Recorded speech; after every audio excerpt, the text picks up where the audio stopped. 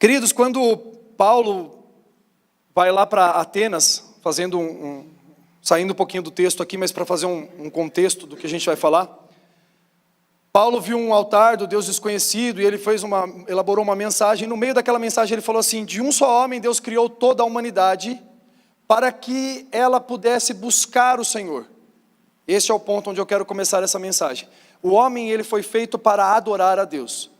Então nós entendemos na verdade que o homem foi feito para adorar, vamos falar assim. E aí pode ser que ele adore a Deus ou ele adore alguma outra coisa. E aí pode ter um problema em adorar alguma outra coisa que não seja o Senhor. O nosso coração foi preparado para a adoração. Alguns estudiosos, desses que estudam comportamento humano, já foram em aldeias muito distantes, onde nenhum tipo de filosofia, de religião, de pregação, de Bíblia podia ter chegado até aquele lugar. E aqueles homens criaram deuses para si. Então a consideração final, a conclusão daquele estudo era de que o homem tinha uma necessidade de adorar alguma coisa. Então aqueles homens que, apesar de muito distantes de todo tipo de sociedade, que viviam muito isolados, não tinham acesso a nenhum tipo de cultura diferente da deles, eles ainda assim criaram na cultura deles deuses que eles pudessem adorar. O homem, ele tem dentro de si um desejo pela eternidade, e foi o Senhor quem soprou esse desejo. Está lá em Eclesiastes no capítulo 3, dizendo que Deus soprou no homem o anseio pela eternidade. E por isso o homem sempre adora, ou tenta e busca adorar alguma coisa que está além desse plano, está além dessa temporada, porque ele tem no coração dele um desejo, um anseio para adorar alguma coisa. Lá em Tessalonicenses, no capítulo 5, verso 23, diz que o Senhor vai um dia nos encontrar com o espírito, corpo e alma irrepreensíveis. E para ser irrepreensível no espírito é necessário que eu adore a coisa certa. Porque qual seria o pecado do espírito senão esse? Porque é pelo espírito que nós adoramos o Senhor, porque Deus busca os adoradores que o adoram em espírito e em verdade. Vocês estão comigo? Estamos falando primeiro sobre adoração e falando o que o homem precisa entregar a Deus. Mas pode ocorrer que no meio do caminho o homem ele não encontre Deus, porque não quer encontrar, e ele encontre alguma outra coisa a quem ele adore. Alguém pode falar assim para mim: mas pastor, e se o evangelho não chegar a um lugar, como que as pessoas poderão ouvir? O apóstolo Paulo fez esse mesmo questionamento. Ele falou assim: como ouvirão se não há quem preguem? Mas na mesma carta que ele escreveu isso, ele disse no primeiro capítulo de Romanos, que o homem se tornou indesculpável em adorar qualquer outra coisa que não seja o Senhor, porque a própria natureza testifica a glória de Deus. E quando nós olhamos para a natureza, nós vemos o Senhor manifestando toda a sua glória através das coisas criadas, amém? Por isso então o homem, mesmo que ele não tenha conhecido o Evangelho, ele conhece Deus através da natureza. Quando ele olha para a criação, ele percebe, ele pode enxergar o Senhor. Então, lá em Romanos capítulo 1 foi isso que o apóstolo Paulo falou. Depois no capítulo 8, se eu não me engano, foi quando ele pergunta: como crerão se não ouviram falar, e como ouvirão se não há quem pregue? Por isso então é necessário sim que os olhos do entendimento da humanidade sejam abertos para que eles enxerguem o Senhor. E às vezes, como eles não conseguem ver somente pela criação, eles precisam dos filhos de Deus se manifestando para que eles possam ouvir falar do Senhor. O ponto é que às vezes, mesmo ouvindo falar do Senhor, nós trocamos o lugar de adoração no nosso coração. Eu me lembro de uma vez eu conversando com a Pri sobre uma situação de igreja, onde um pastor se colocava num lugar de muita, numa posição assim de um pedestal, de uma autoridade muito grande. Ele falava que era o sacerdote, que as coisas tinham que acontecer através dele. Ele tinha se tornado um pontífice entre o homem e Deus. Isso é uma heresia, é um erro teológico. Um homem não pode ser isso, porque só há um mediador entre Deus e os homens, que é Jesus Cristo, amém? Glória a Deus. Então eu falava para a Pri assim: nossa, mas que situação, por que as pessoas olham para essa situação, mas ninguém enxerga isso, ninguém consegue ver isso? E a Pri falou para mim assim: olha, veja bem, esse não é um erro do pastor, este é um erro da igreja, porque por muitas vezes a igreja colocou o tapete vermelho para ele entrar. Foi a igreja mesmo quem criou um Deus para adorar. E eu identifiquei que realmente era verdade. Porque muitos irmãos, muitas vezes trocam de Deus com D minúsculo, tá? trocam de Deus, trocam de homens, mas existe sempre uma necessidade de um Moisés que suba por eles, porque eles não conseguem ter relacionamento direto com o Senhor. Por isso eu entendo que o Senhor usa os seus profetas para revelar aquilo que está na eternidade, ok, mas muito mais do que ouvir alguém entregando uma profecia para nós, nós devemos ouvir o Senhor falando conosco.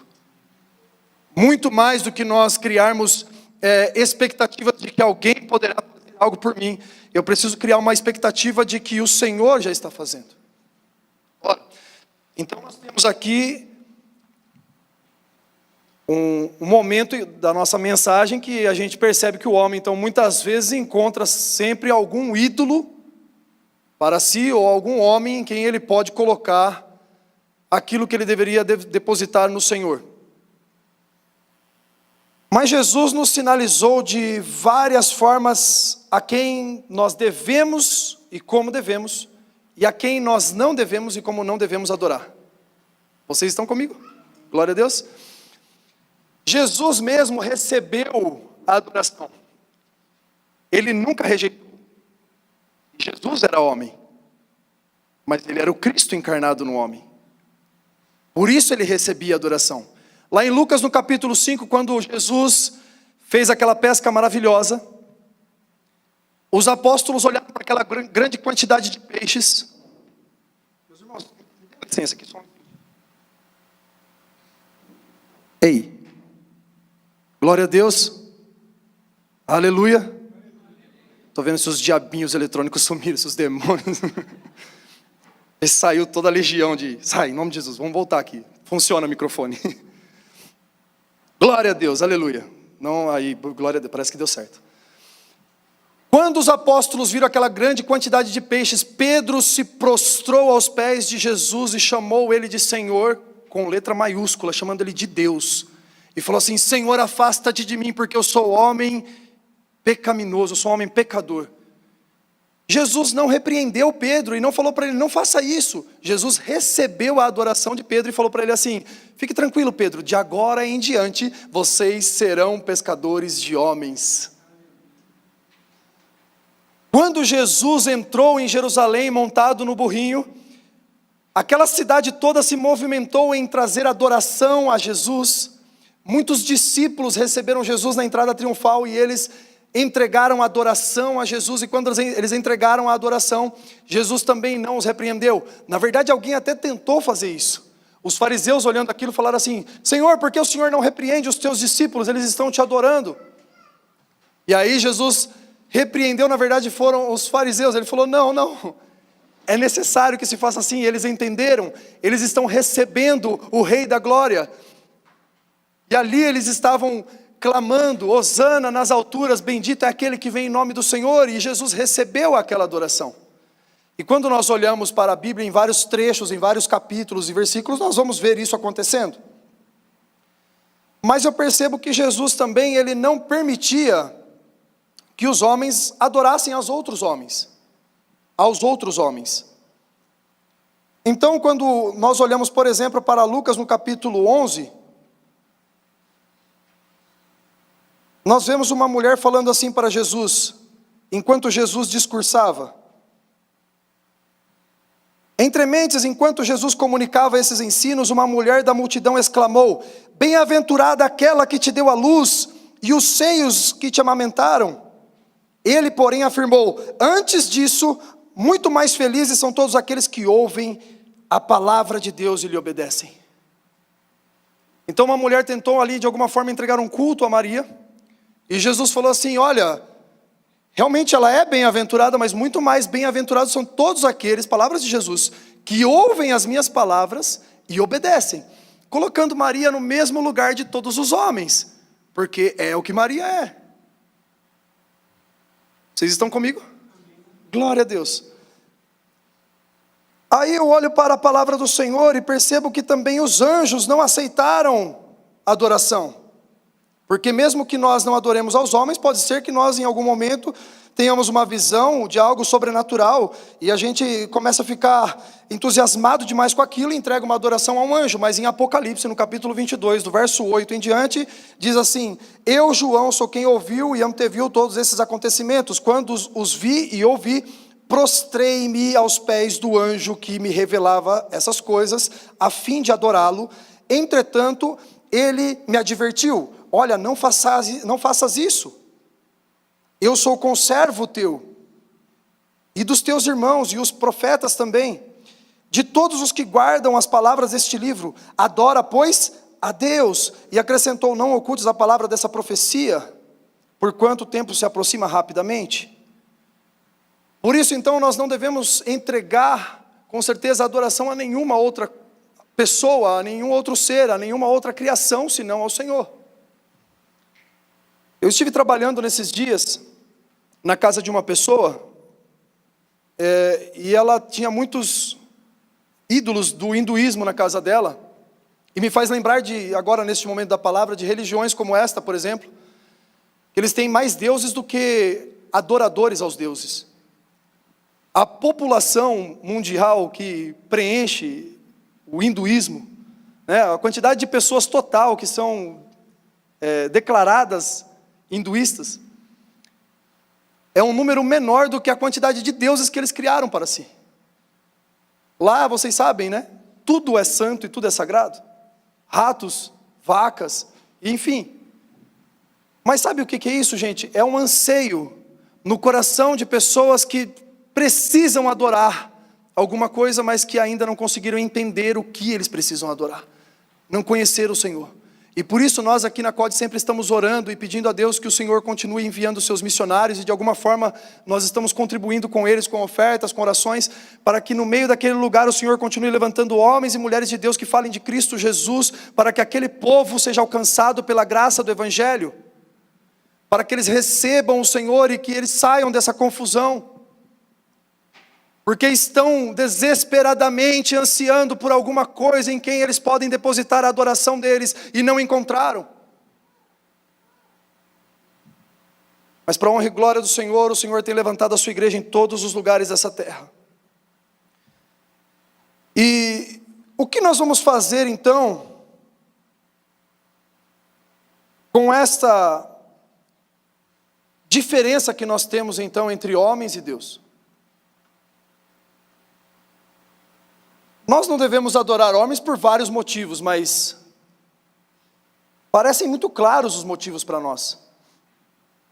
Bom, primeiro, o homem é limitado e Deus é ilimitado.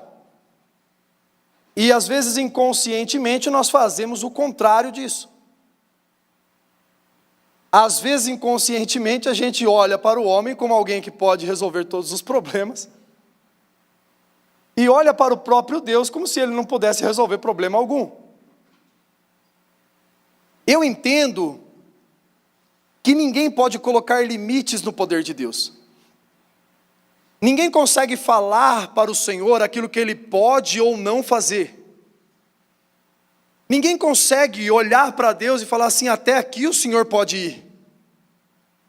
Tinha um tempo que o Senhor ministrou o meu coração e eu dividi muito com a igreja sobre isso. E eu me lembro de ter feito algumas orações um pouco mais ousadas sobre cura. Orações que aos olhos dos homens pareciam impossíveis, lógico, de serem atendidas. Quando você olhava para a situação da pessoa que tinha uma doença, uma certa doença, você olhava e falava assim: não tem como essa pessoa ser curada. Os médicos já desenganaram. A medicina disse que já não tem jeito.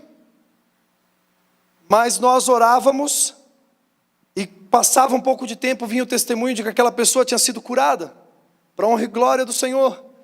Então aquilo era para nós um motivo de muita alegria, e de reconhecimento de que Deus não tem dificuldade com nada. Se teve um momento que Jesus falou de nível de dificuldade, ele usou uma linguagem que eu acho muito legal. Quando ele falou para um paralítico: perdoados estão os teus pecados, os homens em volta falaram assim: quem esse homem pensa que é para falar que perdoados estão os teus pecados? Por acaso ele está achando que é Deus para perdoar pecado? Eles nem chegaram a falar, na verdade eles pensaram isso, sabe? E aí Jesus, olhando para eles, entendendo o coração deles, já falou assim: o que é mais fácil? Dizer a este homem, perdoados estão os teus pecados, ou levanta e anda? Então, meu irmão, quando Jesus olha para os nossos probleminhas, que para nós parece muito grande, para ele é um probleminha, ele olha e fala assim: o que é para mim mais fácil? Porque para ele não tem difícil, e até a linguagem dele é assim: o que é mais fácil? E não o que é mais difícil. Vocês entenderam a questão envolvida aqui? Jesus olha para todas essas coisas: perdoar pecados, ou levantar um coxo, ou dar vista aos cegos, ou curar uma enfermidade, ou expulsar um câncer, ou tirar um demônio, não importa o que seja, para ele não há nada difícil. Ele olha e fala assim: o que é mais fácil?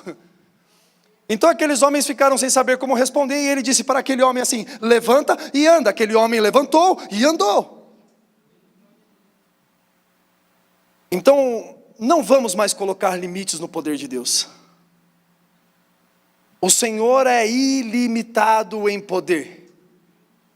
Ele pode todas as coisas. A gente olha para as situações que a gente vive e fica pensando que as coisas que a gente está enfrentando é muito difícil, muito grande. Mas grande mesmo é o nosso Deus. Isaías capítulo 40, vocês já leram Isaías 40, gente? Meu, é uma das passagens mais lindas que eu já vi. Isaías capítulo 40 diz assim: ele pesou os montes nas suas balanças. Você imagina no céu o Senhor com a sua balança, colocando lá a Serra do Japi, assim, ó. Ele pegou um punhadinho de terra, colocou na balança dele e falou: isso aqui vai ser a Serra do Japi. Aí foi lá e colocou em Jundiaí. Aí ele pegou na balança dele e falou assim: agora eu vou pegar um Monte Fuji. Pegou um pouco mais de terra assim, né? Pegou um Monte Fuji, colocou na balança dele. Olha como que ele pegou o Monte Fuji aqui, gente, ó. A Bíblia fala que ele mediu as águas do oceano na concha da sua mão. Meu irmão, isso é motivo para você se alegrar demais. Esse é um Deus grande de verdade, meu irmão. Você olha para aquele oceano quando você está dentro de um navio, ou você está na praia, você não vê o fim daquilo lá. É água demais. E como diria o Chaves, por baixo tem mais ainda. E você olha aquele tanto de água, Deus mediu os oceanos com a concha da sua mão. O que é difícil para esse Deus, meu irmão? Quando você olha para a grandeza do seu Deus, você pode ter certeza, convicção de que é Ele quem merece a sua adoração, é Ele quem merece a sua confiança, é Ele quem merece a sua devoção, porque é nele que estão todas as respostas que nós estamos procurando. Nele não temos falta de nada.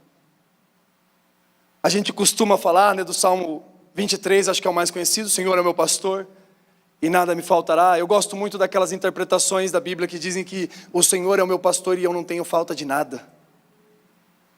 E quando eu estou com Ele, com este Deus grande, meu irmão, não tem nada que pode me assustar.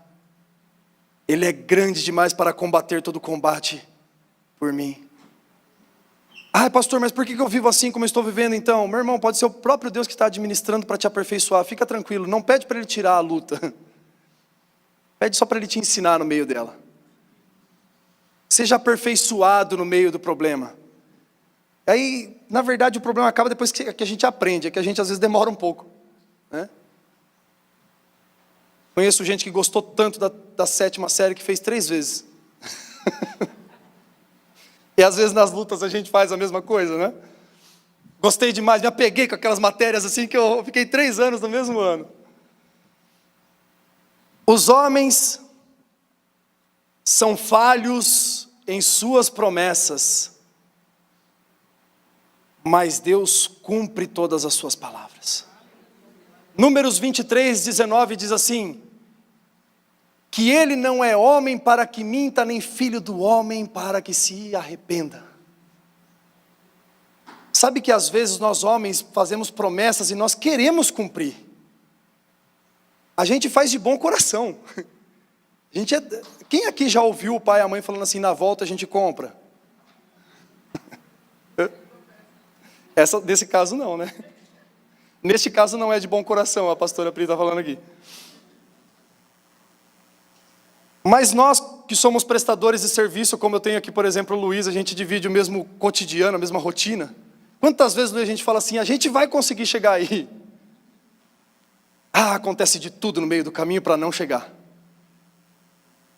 Às vezes o homem promete querendo cumprir a sua promessa, mas ele pode falhar em coisas que não estão sob o controle dele. Ele pode falhar porque lhe falta recurso. Ele pode falhar porque aconteceu um imprevisto. Ele pode falhar de várias formas. Por isso o homem promete, às vezes querendo cumprir e não cumpre. E muitos homens que ainda são mais perversos prometem sabendo que já não vão cumprir mesmo, mas porque são mentirosos. Mas o Deus que nós servimos, um dos nomes dele significa: Ele trabalha para cumprir a sua palavra. Este é o significado de um dos nomes de Deus. Ele trabalha para cumprir a sua palavra. Por isso então eu não devo entregar adoração a homens, porque homens prometem e não conseguem cumprir às vezes. Querem cumprir, mas não conseguem. Mas o nosso Deus, o que pode impedi-lo de cumprir as suas promessas? Agora, se os irmãos quiserem renovar as suas esperanças, deixa eu lembrar vocês de algumas delas. Não se turbe o vosso coração, crede em Deus, crede também em mim. Na casa de meu pai há muitas moradas, se não fosse assim, eu não teria dito, mas eu vou preparar-vos um lugar, para onde eu estiver, estejais vós também.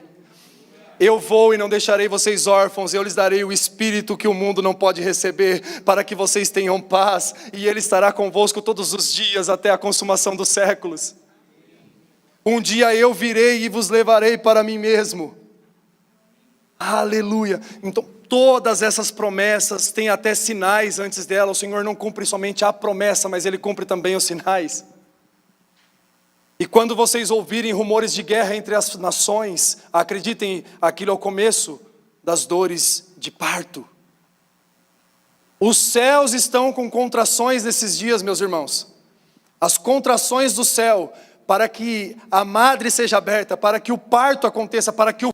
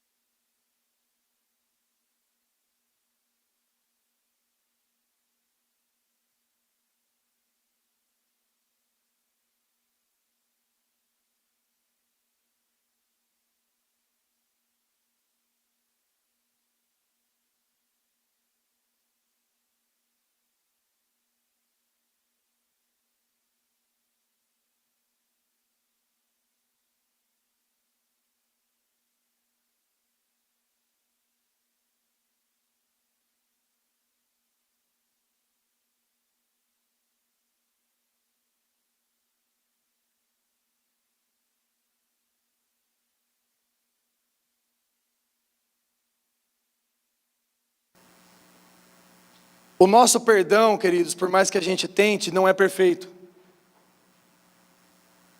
A gente sempre vai ficar com alguma coisa ali mais ou menos guardada, vamos dizer assim. Talvez não para um dia jogar na cara de ninguém, não é isso. A gente não vai querer ofender de novo sobre assuntos que a gente já resolveu. Pelo menos talvez alguns de nós, não sei se todos. Mas você vai tomar muito mais cuidados, sabendo que aquela pessoa já errou com você em alguma coisa. Você vai falar assim, não, isso aqui eu não vou fazer, porque vai ser gatilho para ela errar de novo comigo. Então você já começa a pisar em ovos, dependendo da situação que você já enfrentou.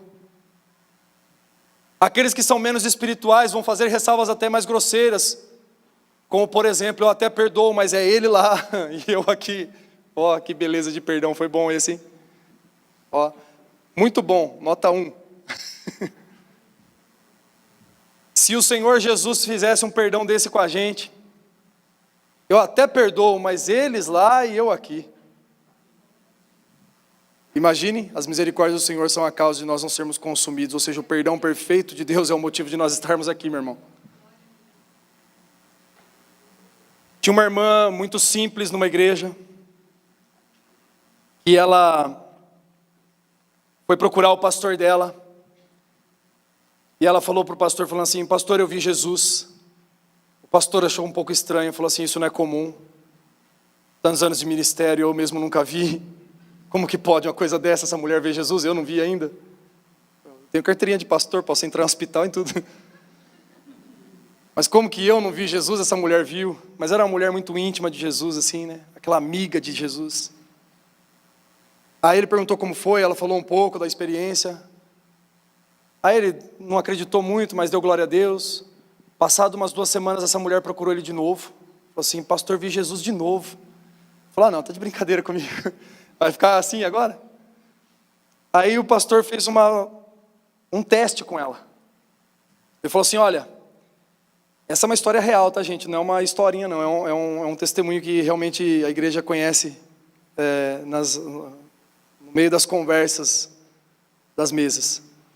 E dos púlpitos também.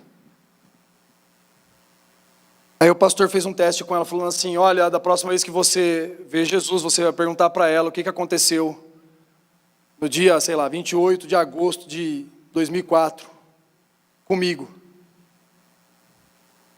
Nesse dia, esse pastor tinha cometido um erro muito grave. Antes da sua conversão, ele tinha cometido um pecado terrível.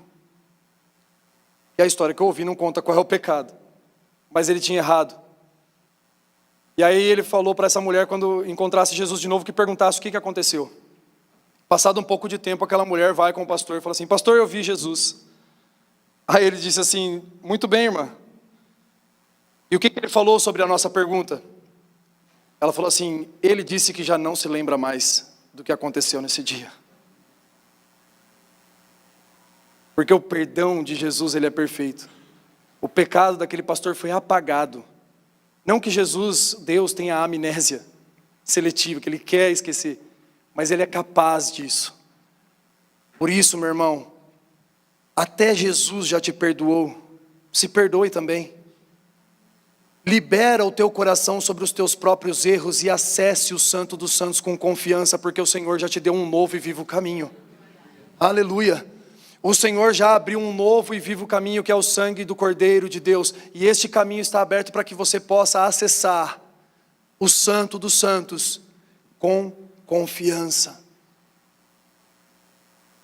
E ainda que os homens tenham esse perdão com ressalvas, Deus nos ensina e nos mostra um perdão que é completo, que é perfeito e que nele não temos falta de nada.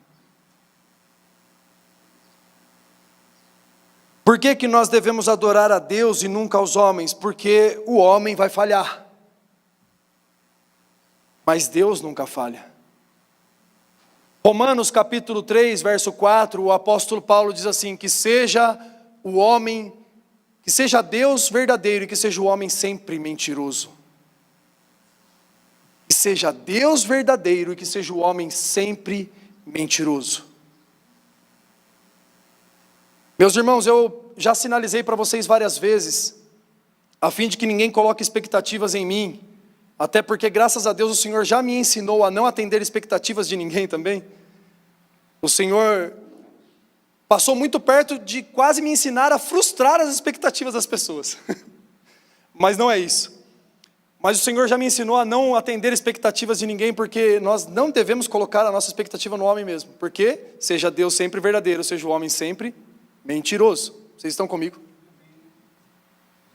O homem, ele vai falhar. E apesar disso, nós não estamos caminhando juntos por causa de acertos ou erros. Nós estamos caminhando juntos porque nós temos uma aliança que foi firmada na cruz e formou uma família de fé. Então agora a minha aliança contigo, meu irmão, não é pelos meus erros, pelos meus acertos. Mas a minha aliança contigo é porque Jesus morreu numa cruz e formou uma família que nasceu a igreja. Então já não é mais pelo que eu faço de certo, ou que você faz de certo, ou que eu faço de errado, ou que você faz de errado. Nós vamos continuar juntos. Então quando eu ensino os irmãos sobre isso, eu não falo assim, se um dia eu errar contra vocês, eu digo assim, quando eu errar contra vocês. Porque eu sei, meu irmão, se a gente está convivendo, em algum momento ou outro eu vou pisar na bola. Pode ser que sem querer, mas eu vou errar com você. Sabe do que eu vou precisar? Da sua misericórdia para ser meu irmão ainda, para continuar andando comigo e poder falar comigo com cuidado. Falar, pastor, você está desviado, volta para Jesus aqui. E a gente continuar caminhando junto, amém? E não serve só para o pastor, mas serve para todos os irmãos. Eu, como pastor, tudo que eu faço aqui, eu faço como para o Senhor. Entendendo que eu já recebi a recompensa dele. Então quando o meu irmão errar contra mim, eu não vou falar que ele é ingrato. Eu não vou dizer que ele me traiu, não vou dizer alguma coisa desse sentido. Porque eu sei que seja o homem sempre mentiroso, que seja Deus sempre verdadeiro. Mas o sentimento que tem no meu coração nunca vai ser esse, mas o sentimento que tem no meu coração é de que tudo que eu fiz, eu já fiz para o Senhor. Tudo que eu fiz porque Ele já me deu até o pagamento de todo o trabalho que eu estou fazendo hoje. Eu já recebi a recompensa que foi na cruz. Como vocês também estão trabalhando e fazendo para o Senhor e receberam essa recompensa lá na cruz também. Por isso, é uma dica, meu irmão. Quando vocês emprestarem dinheiro para alguém, não esperem receber. Se alguém pedir dinheiro emprestado para você, dê uma quantidade que você sabe que você pode dar. Porque se esse irmão não te pagar, você não vai ficar ofendido. Vocês estão comigo? Meus irmãos, há vários motivos para nós adorarmos o Senhor e nunca depositarmos a nossa adoração aos homens. Mas como nós lemos ali no texto de Atos, no capítulo 14, Paulo e Barnabé estavam numa cidade, curaram um homem que era coxo desde nascença, toda a cidade conhecia esse homem. Quando aquele povo viu aquele homem se colocando em pé, eles falaram assim, os deuses vieram entre nós. Naquela hora mesmo eles já fizeram um culto. Naquela hora mesmo eles começaram um culto para Paulo e para Barnabé. Deram um nome de um deus para cada um. A um eles chamaram de Zeus, a outro ele chamou de Hermes. Ou na versão como eu li aqui, a um eles chamaram de Júpiter e a outro de Mercúrio. E aí chamaram os sacerdotes e falaram assim, venham, vamos oferecer sacrifícios. Um homem muito mal posicionado, ou um homem que não fosse convertido verdadeiramente em Cristo Jesus, um homem egocêntrico, um homem narcisista, poderia olhar para esta passagem, ou poderia estar, melhor dizendo, poderia estar no lugar de Paulo e Barnabé, poderia estar no lugar desses homens, e aproveitar da situação e falar assim, olha que bênção, fomos chamados de Deus, o que a gente vai poder fazer com esse povo aqui? Agora a gente pode fazer o que a gente quiser. E eles poderiam começar a manipular o povo e liderar com uma liderança abusiva, com alguma coisa assim, e de alguma forma influenciar as pessoas para fazerem aquilo que era o desejo deles.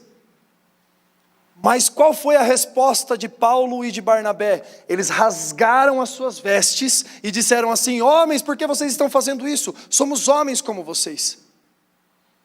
Rasgar as vestes na Bíblia era um sinal sempre de indignação. Se alguém rasgasse as próprias vestes, era sinal de que estava completamente indignado com a situação. Mas aqui, rasgar as vestes pode nos mostrar também uma nudez. É algo comum. Pode mostrar o quanto eles eram iguais aos outros homens. Está certo que esse rasgar de roupas não ia expor toda a nudez deles. Mas vamos dizer que eles rasgassem aqui o peitoral e as túnicas fossem rasgadas e a capa... Enfim, mas que mostrasse algo que eles estavam carregando, que falava assim, vocês estão vendo que a gente é homem como vocês são homens? E é por isso que, até hoje, esses homens ficariam muito tristes se alguém se prostrasse diante deles e fizessem um culto a eles. Mas quantos homens vivos hoje estão recebendo cultos para si? Quantos homens vivos hoje recebem cultos e sacrifícios para si? Eu lembro daquela passagem de Naamã, quando ele foi falar com Eliseu, Eliseu falou para ele assim, vai, mergulha no Rio Jordão 7 vezes, você será curado. E aí Naamã quis ofertar. Quando Naamã quis ofertar a Eliseu, Eliseu não recebeu aquele culto. Mas o seu servo quis receber. Quando o seu servo foi lá buscar aquela oferta, ele percebeu que tinha cometido um grande erro, depois que a lepra que estava sobre Naamã veio sobre ele. O Senhor Deus, Ele não divide a sua glória com homem nenhum. Nós aqui somos todos servos do Senhor. E não há uma diferença. A diferença que pode haver aqui entre nós é o lugar que cada um ocupa e a função que cada um tem no corpo. Qual membro do corpo nós somos? Mas, nesse sentido de valor, o preço que foi pago por mim é o mesmo que foi pago por você. O preço que é pago por um pastor, por um apóstolo, por um bispo, é o sangue de Cristo, mas é o mesmo preço que foi pago pela igreja. Então aqueles homens, eles se posicionaram dessa forma, rejeitando aquele culto.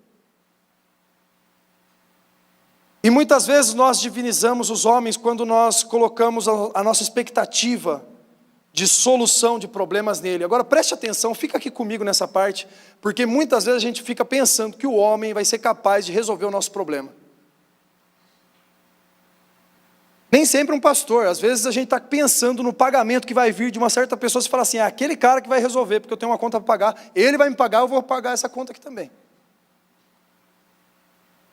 Quando eu saí de uma empresa e fui trabalhar por conta, o Senhor me mostrou uma coisa que me deu muita segurança para fazer isso. Ele me disse, não, a sua fonte de renda não são os homens, não é o seu patrão, a sua fonte de renda sou eu. Sou eu que te mantenho, sou eu que cuido de você. O seu salário não vem de homens. Isso me deu segurança para continuar. Mas quando nós colocamos a nossa expectativa nos homens, nós temos 2 problemas. Um é se frustrar. E nós nos frustramos quando nós depositamos a nossa expectativa nos homens, porque os homens não cumprem aquilo que eles prometeram. Mas pior do que se frustrar, meu irmão, presta atenção nisso, é ter a sua expectativa correspondida. Pior do que se frustrar com os homens é ter a sua expectativa correspondida. Por quê? Porque se frustrando, talvez você ficasse desiludido. Mas quando a sua expectativa é cumprida, você continua iludido. As pessoas usam a palavra desilusão como se fosse algo ruim, né? Nossa, fiquei completamente desiludido. Oh, isso é ótimo, que bom, você estava iludido antes. Você criou uma ilusão e agora seus olhos foram abertos. Por isso, quando nós depositamos, eu vou repetir aqui, eu quero gravar isso no coração de vocês. Quando nós depositamos a nossa confiança nos homens, é ruim quando a gente se frustra. Mas é pior ainda quando as nossas expectativas são cumpridas e são atendidas. Nós endeusamos os homens quando nós adoramos a eles. Pedro, quando chegou na casa de Cornélio, também Cornélio se prostrou aos seus pés e foi adorá-lo. E Pedro logo falou para ele assim, não faça isso. Se levante, eu sou homem como você é homem. Em Jeremias, no capítulo 17, verso 5, diz assim, maldito é o homem que confia, vou deixar vocês concluírem o versículo, porque eu sei que todo mundo conhece. Maldito é o homem que... Quer dizer então que nós não vamos confiar em mais ninguém que está ao nosso redor? Não. Este versículo, 90% das vezes que ele é usado errado.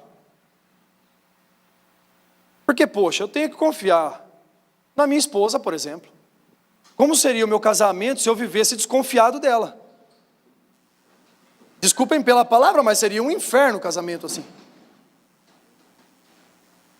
Alguém que não confia com quem anda, vai enfrentar problemas na sua própria mente, no seu próprio espírito, no seu próprio coração, nas suas emoções, que vai viver uma vida vai ser uma tortura, a vida dessa pessoa. Eu tenho amigos que trabalham comigo, se eu não confiar que eles são capazes de realizar o trabalho, como que o trabalho será executado? Eu trabalho aqui na igreja com os irmãos e tem muitos que estão envolvidos nesse trabalho. Como que eu não vou confiar que a Tabata seja capaz de cuidar realmente das células, como o Vitor pode ser capaz de cuidar dos jovens, o Renan do louvor? E os diáconos cuidarem do serviço da casa? Então não quer dizer que a gente não deva confiar nos homens, no sentido de que a gente vai ter que desconfiar de todo mundo. Mas quando você olha lá para Jeremias, no capítulo 17, verso 5, o que está dizendo é o seguinte: maldito é o homem que confia no homem, ao invés de confiar em Deus. E é esse que é o ponto.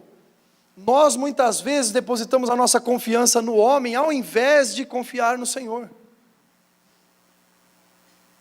Parece que palavras de homens pesam mais sobre a nossa vida do que a palavra de Deus. E realmente nós sabemos que algumas autoridades podem declarar coisas sobre a nossa vida que, se nós não estivermos muito bem alicerçados no Senhor, podemos até viver. Talvez o teu pai ou a tua mãe tenha lançado palavras de maldições sobre a sua vida, talvez seus pastores antigos, suas lideranças, talvez um juiz, pessoas que dão sentenças, tenha falado alguma coisa para você que te amaldiçoou. Mas todas essas palavras podem ter um peso, pode até ter um peso, ok, eu acredito que tenha. Mas nenhuma delas é mais importante e mais valorosa do que as palavras do Senhor. E a palavra do Senhor, meu irmão, é que você é livre. A palavra do Senhor é que você é sacerdócio real. A palavra do Senhor é que você é nação santa. A palavra do Senhor é que você é filho de Deus. A palavra do Senhor é que você está salvo e remido pelo sangue dele. A palavra do Senhor é que a sua vida está completamente curada e liberta pelo poder da cruz de Cristo. Então as palavras que foram lançadas sobre a nossa vida, ainda que nós possamos respeitar esses profissionais, por exemplo, da saúde, que podem falar assim: olha, para você não tem jeito, está desenganado, realmente não tem saída. Eu creio e já vi muitas vezes que a palavra final ela é do Senhor, e que ainda que os médicos, pelos laudos que eles têm pela ciência, que é o papel deles fazer isso, dizer não tem jeito, o Senhor, quando Ele fala dos céus, tem jeito sim, e eu estou resolvendo agora. Então, meu irmão, não tema a palavra de alguém que possa ter autoridade sobre você. A maior autoridade sobre a tua vida é Jesus Cristo, e a palavra dele é a que prevalece. E nós sabemos que até os próprios médicos que creem no Senhor sabem que eles podem contar com isso. Então quando um médico vai dar um laudo, mas ele é cristão, ele fala assim: você crê em Deus? Quantas vezes eu ouvi isso de testemunhos, de médicos falando assim: olha, para nós não tem mais jeito, mas você crê em Deus? Vai lá falar com ele. Glória a Deus. Então as palavras finais não são do homem, a palavra final é do Senhor. Por isso nós não podemos depositar nossa confiança nos homens, mas nós devemos depositar a nossa confiança em Deus. Nós divinizamos homens quando nós recebemos a glória que deveria ser dada a Deus. Então aí nesse caso eu vou endeusar e divinizar, vamos dizer assim, a mim mesmo, que sou homem. Quando alguém vem me elogiar por algo que o Senhor fez, se eu não depositar essa glória ao Senhor, eu estou ofendendo o próprio Deus. E pode ocorrer que eu caia num pecado que é o primeiro pecado de todos, o do orgulho. Qual foi o pecado de Satanás? O orgulho. Antes do pecado do homem veio o pecado do diabo. E o que ele falou? Eu serei como o Senhor. Me colocarei no seu alto monte santo e tal, vou me assentar no trono, serei igual a ele. Como nós já falamos agora há pouco, Deus não divide a glória dele com ninguém. E por isso quando Deus faz alguma coisa, e muitas vezes os irmãos vêm com muito carinho: glória a Deus pela sua vida, pastor. Eu também falo: meu irmão, glória a Deus mesmo. Um temor danado. Não tem nada de errado em elogiarmos ou até pontuarmos situações em que a gente precisa melhorar. Nós somos irmãos para isso, para sinalizar para o outro se nós estamos acertando ou errando. Mas nós precisamos saber lidar com as duas coisas, com críticas e com elogios. Porque se você viver de elogios, quando vier a crítica, você morre. Glória a Deus. Herodes, um dia ele se assentou no trono e fez um discurso tão bonito, que o povo assistiu aquele discurso e falou assim: não é um homem que está sentado nesse trono, mas é um Deus. A Bíblia fala que ele não deu a glória a Deus, e ele foi ferido pelo anjo naquele mesmo instante e morreu comido de bicho. Por isso toda a honra e toda a glória sempre é voltada e depositada para o Senhor. Até porque quando as críticas vierem, eu falo assim, agora eu vou me consertar com Ele também. Se eu já depositei glória nesse lugar, quando as críticas vierem, eu falo assim, agora Senhor, me ajuda a melhorar aqui. E não vai ter peso ao ponto de me fazer parar por causa dessas coisas. Mas nós não só divinizamos homens, nós também humanizamos Deus. Nós humanizamos Deus quando nós duvidamos da sua capacidade de poder, como nós já falamos aqui hoje. Nós humanizamos Deus quando nós encaixotamos Ele na nossa teologia.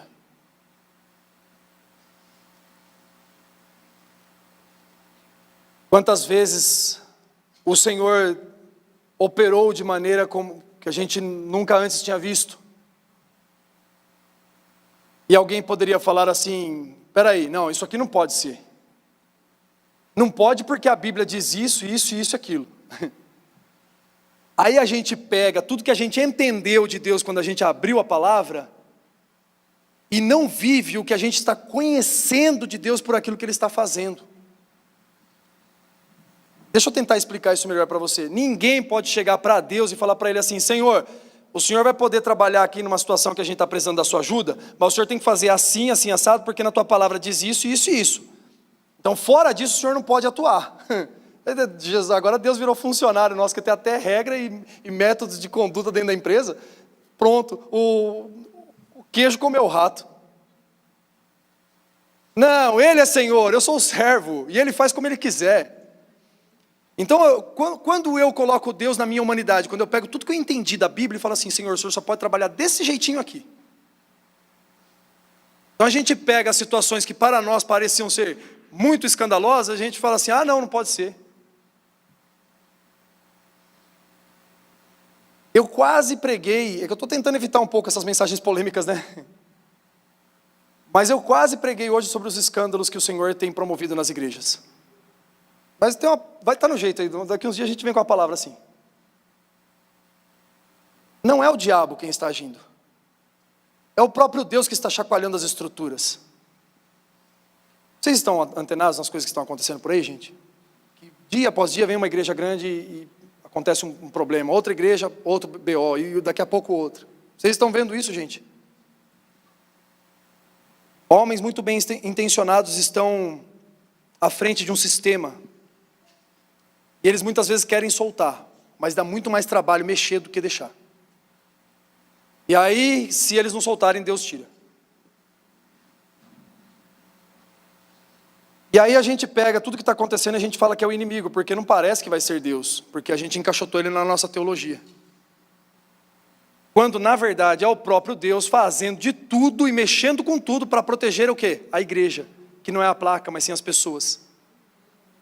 Então quando a gente vê tudo acontecendo, no final das contas a gente vai ver que o Senhor está guardando todo mundo que estava ali dentro. Para que não fossem, olha, presta bem atenção, as pessoas não estão sendo entristecidas por Deus. Elas não estão sendo frustradas por Deus, elas estão sendo libertas de um sistema religioso. Vocês estão comigo, gente? Então tudo aquilo que parecia ser igreja, o Senhor começa a movimentar por piedade e por misericórdia todas essas igrejas, que pareciam ser, mas que não estavam sendo, mas que vão se tornar de novo, porque o Senhor está mexendo com elas. Glória a Deus. Nós humanizamos Deus quando nós não o adoramos. Nós humanizamos Deus quando não damos glórias a Ele.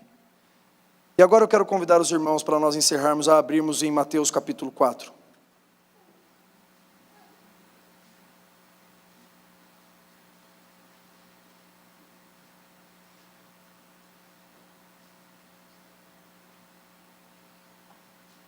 Nós vamos ler a partir do verso 11. Perdão, do verso 8. Mateus 4, 8 diz assim: E o diabo levou Jesus a um monte muito alto, e mostrou-lhe todos os reinos do mundo e a glória deles. E lhe disse: Tudo isso te darei, se prostrado me adorares. Então Jesus lhe ordenou: retira-te, Satanás, porque está escrito: ao Senhor teu Deus adorarás, e somente a Ele darás culto. Com isso, deixou o diabo, e eis que vieram os anjos e o serviram. Nós podemos ter muitos irmãos, amigos, pastores, que servem para nós de referência em muitas áreas da nossa vida. A gente pode ver um pastor que foi muito vitorioso na situação da família, outro pastor que foi muito vitorioso na situação de ministério. A gente pode ter um irmão que foi muito vitorioso nas finanças. Então a gente olha para todos esses irmãos e fala assim: poxa, que legal, eu quero aprender com ele. Ele é alguém que sabe sobre isso. Mas nenhum dos homens pode ser para nós um modelo, somente uma referência. O modelo bíblico de filho de Deus e de obediência está em Cristo Jesus. E quando o diabo tentou negociar a adoração de Jesus, e olha só, o diabo não queria somente a adoração dele para si. O diabo não quer, presta bem atenção, o diabo muitas vezes não quer a sua adoração. Ele só quer que você deixe de adorar a coisa certa. A pessoa certa. Ele não quer que você adore-o, ele somente quer que você não adore ao Senhor. Porque sabe de uma coisa? Nós ficamos parecidos com tudo que a gente adora. Quer se tornar semelhante a Deus como era desde o princípio? Façamos o homem conforme a nossa imagem, segundo a nossa semelhança. Adore a Ele. Por que Jesus é alguém que nele habita corporalmente toda a plenitude de Deus? Porque a adoração dele era sincera ao Senhor. Era verdadeira, era perfeita, era completa. E a adoração e a devoção de Jesus ao Pai era tão boa que nós olhamos para Ele e vimos o Pai, como Ele mesmo disse. Quem olha para o Filho vê o Pai.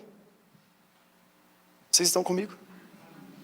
Quer se tornar parecido com Jesus? Quer se tornar parecido com o Senhor, porque foi esse o plano desde o começo? Adore a Ele, somente a Ele. Você pode ver que tudo que disputa o lugar do nosso coração, quando a gente passa a adorar essa coisa, a gente começa a falar só dela. Dali um pouco a gente está adorando o trabalho, ou quando a gente é jovem, está apaixonado, está adorando a mulher. Como diz um amigo meu, o Márcio da Glaucia, ele fala assim: está amando. Fulano de tal está amando. Que é quando aquela pessoa está apaixonada, ela só fala daquela outra pessoa. E aí nós vemos então que em algum momento da nossa vida as coisas podem disputar o lugar do nosso coração e a gente começa a fazer daquilo o nosso assunto. Quando eu estava falando dessa questão de namoro, quando eu estava começando o meu relacionamento com a Pri, ela falou assim: o meu coração está guardado no Senhor, vai buscar com Ele. Falei: fechou. Fui lá falar com Deus, falei: Senhor, papai, está tão difícil sozinho, me deixa pastorear essa igreja. E o Senhor me deu essa graça. Eu falei assim: não, se está com o Senhor está fácil, porque eu estou aqui, ó, que nem tijolinho com Ele, assim, ó, lado a lado, demorou. Subia a monte, orava e jejuava. Como vocês acham que um homem como eu casou com uma mulher como ela, né? Ela orou bem menos que eu. Por isso que deu certo, para mim. Mas, se nós tivermos no nosso coração alguma coisa que tome o primeiro lugar, a gente perdeu a mão. Por isso a Pri falou: meu coração está no Senhor, porque o primeiro lugar do coração dela era o Senhor. E o meu também. Pensem em um casal de jovem que ficou difícil um para o outro. A gente foi muito difícil um para o outro. Quando um começava a dar mole, o outro falava assim: não, que é isso, eu sou crente, sou evangélico, não mexo com isso aí não. Dali um pouco o outro fazia a mesma coisa. Mas era o quê? A gente na verdade estava tentando guardar o nosso coração. Quando a gente quase ia assumir o compromisso, a gente falava: peraí, deixa eu ter certeza que o Senhor realmente quer isso para mim. Graças a Deus, nosso casamento é muito bem guardado, abençoado no Senhor. Acho que a área da vida onde eu sou mais completo, mais satisfeito e feliz é no meu casamento, na minha família. Apesar de filhos pequenos, que a gente tem que administrar toda a situação para que o casamento continue indo ainda, né? Bem, né? Glória a Deus. Filho não atrapalha casamento. Filho aperfeiçoa o casamento. E a gente vai aprendendo a sofrer as pressões juntos, até que vire diamante. Mas por ter colocado sempre o Senhor em primeiro lugar no meu coração, essas coisas não conseguiram tomar o primeiro lugar do meu coração. Então, se eu posso te aconselhar de alguma coisa, meu irmão, não deixe que o trabalho tome o primeiro lugar do teu coração. Não deixe que os amores dessa vida tomem o primeiro lugar no seu coração. Não permitam que o dinheiro tome o primeiro lugar no seu coração. Muito menos então levante ídolos para vocês, sejam vivos ou mortos, que tomem o primeiro lugar no coração de vocês. Mas olhem para o Cristo, que quando foi tentado a adorar qualquer outra coisa que não fosse o Senhor, ele disse: está escrito, somente ao Senhor teu Deus te prostrarás e prestarás culto. Se nós queremos ser parecidos com o Senhor, ele precisa ser o primeiro em nossos corações. E assim, nós não vamos pegar os homens para fazer deles deuses. Nós vamos olhar para Deus e entender quem Ele é, e nós não vamos precisar de nenhum outro Deus senão Ele. Sejam homens vivos, sejam homens mortos. O nosso primeiro lugar no coração é do Senhor. O lugar de adoração e de devoção que nós temos no nosso coração é do Senhor. Vamos nos colocar de pé.